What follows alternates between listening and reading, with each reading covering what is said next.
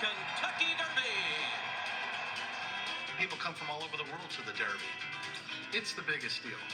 We spend weeks partying and preparing for it. There's boat races and there's balloon races. There's a lot of festivities. There's a lot of family time, a lot of food. And no one enjoyed it more than 40-year-old Christopher Jones. Chris was just a fun-loving guy. He loved to joke, he loved music, he loved to rap. He couldn't rap, but he just loved to do that.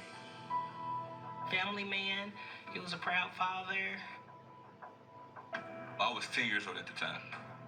My dad, he was just like the most wonderful man in my eyes. That was my role model, it was my rock. On Tuesday night of Derby Week, Jones attended the yearly free concert for local residents at the city's waterfront park before walking home. He liked to walk, and that's not atypical for people to be walking a street at that time of night in that neighborhood. A neighborhood surveillance camera on 41st Street caught some of what happened.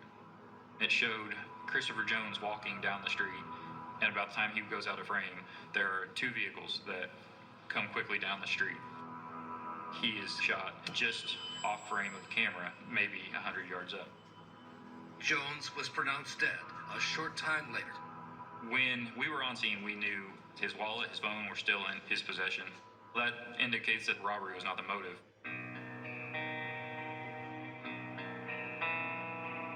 They got the family together and asked if we knew any enemies or anything he had problems with, and we were all clueless because we didn't, he wasn't a person that carried guns. My brother wasn't that type of person. No violent, no beef with nobody. Didn't make sense at all. There really weren't any leads. There wasn't much of a crime scene.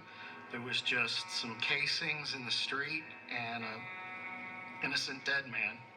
It was pretty hard. It was pretty hard nut to crack. It was the 38th murder of the year in Louisville, and at first didn't even make the 6 o'clock news until a few weeks later. He was at the wrong place at the wrong time, as much as any victim that I've encountered.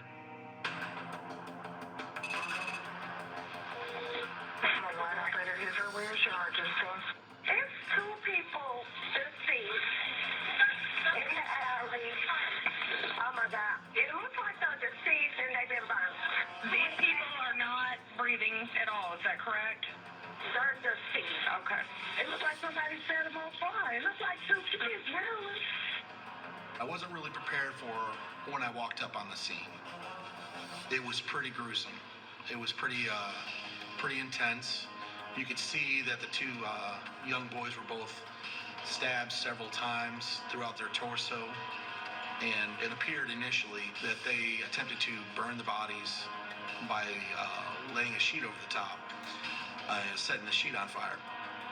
This case did make the 6 o'clock news. A double homicide investigation now underway in the Shawnee neighborhood.